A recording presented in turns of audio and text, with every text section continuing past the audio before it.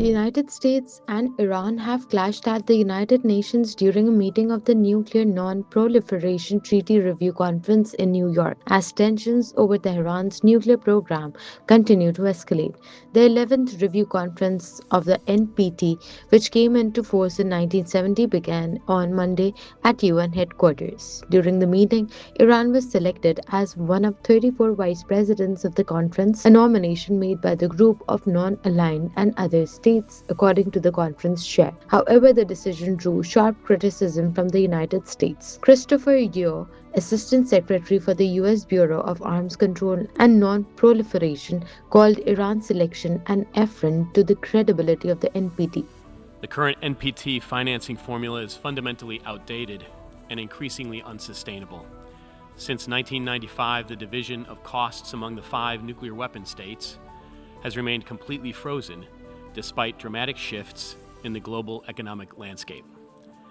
This stagnation has created severe misalignments. The United States currently pays 32.82% of NPT costs, nearly 11 percentage points above our UN assessment rate. Russia pays 8%, approximately 6 percentage points above its UN assessment.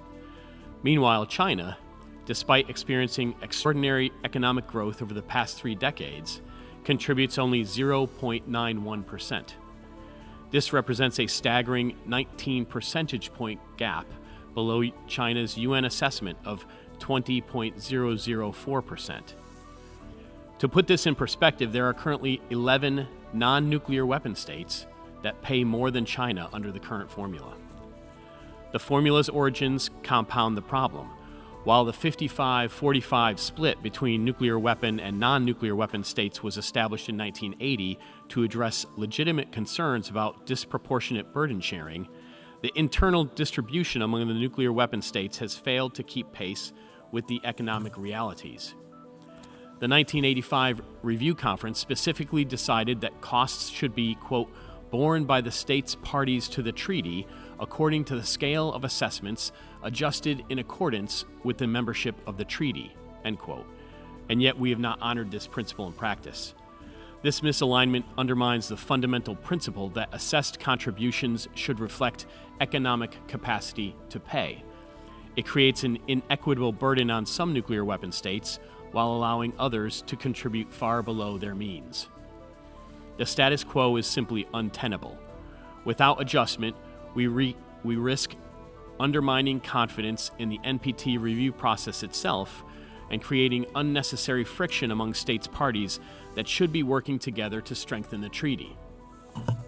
Mr. President, the United States proposes realigning the nuclear weapon states' contributions based on the UN regular budget scale of assessments, prorated for NPT membership, while maintaining the overall 55-45 split between nuclear weapon and non-nuclear weapon states established in 1980.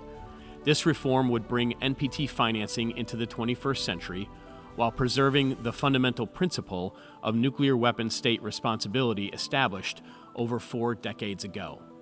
Thank you. Iran strongly rejected the U.S. criticism. Reza Najafi, Iran's ambassador to the International Atomic Energy Agency, dismissed the remarks as baseless and politically motivated. He also questioned Washington's authority on nuclear compliance, pointing out that the United States is the only country to have used nuclear weapons and continues to expand and modernize its own nuclear arsenal.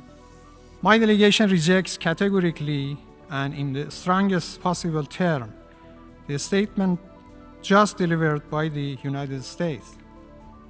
The allegations put forward are baseless and politically motivated, devoid of any credibility.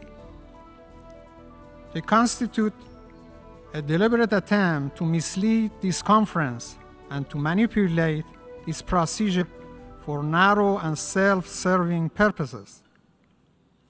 If the qualification for serving as Vice President of this conference are to be assessed on the basis of compliance with the treaty, then that standard must be applied uniformly and without double standard. Judged by such a standard, it is the United States, not Iran, that stand in serious deficit. it is indefensible that the United States, as the only state ever have used nuclear weapons, and the one that continues to expand and modernize its nuclear arsenal in blatant disregard of its Article 6 obligation, seeks to position itself as an arbiter of the compliance. Its record of withdrawing from international agreements, disregarding commitments undertaken at previous review conferences, and undermining multilateral disarmament process is well known. The same allegation that today questions Iran's commitment is the one that unilaterally withdrew from the Joint Comprehensive Plan of Action and failed to implement its obligation despite Iran's continued adherence, at the same time as verified by the international mechanisms. Most recently, the United States demonstrated the same destructive approach by preventing the adoption of the agenda of the Disarmament Commission, thereby blocking the substantive work of that body and once again showing disregard for the collective will of international community. Moreover, as one of the three co-sponsors of the 1995 resolution on the Middle East, the U.S. bears a special responsibility for the establishment of a zone free of nuclear weapons in that region. Yet, instead of fulfilling this responsibility, it has persistently obstructed progress toward this objective. In this context, the continued and unequivocal support by U.S. for the Israeli regime's military nuclear program, an unsafeguarded program outside the framework of the treaty, further exposes that profound inconsistency and selectivity of its position. This support directly undermines the integrity of the treaty and credibility of this conference. Equally alarming is the recent record of unlawful and unprovoked acts of aggression by the U.S. in coordination with the Israeli regime against Iran and its peaceful nuclear facilities that are under the safeguard of the International Atomic Energy Agency. That such acts have occurred not once, but twice within less than a year represent a grave violation of international law and a direct assault on the integrity of the global non-proliferation. Before concluding, I would like to put on the record that we also disassociate ourselves with the election of the U.S. as Vice President, as well as Australia.